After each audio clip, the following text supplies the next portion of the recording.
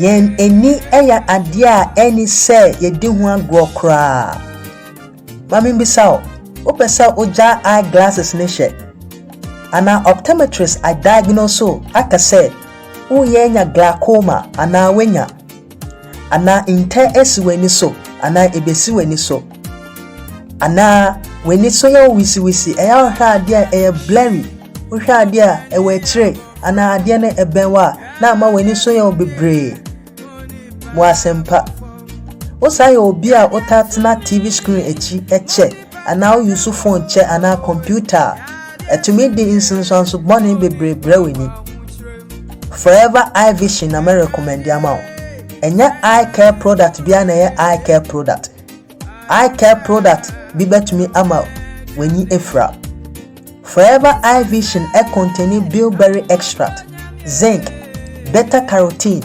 vitamin C and vitamin E. Optometrist bia agisa product yetu. Hwe number na kono. Hwe screen so link no. Press it. Your special 40% discount amount. O make you order a free delivery. Mia, na make order.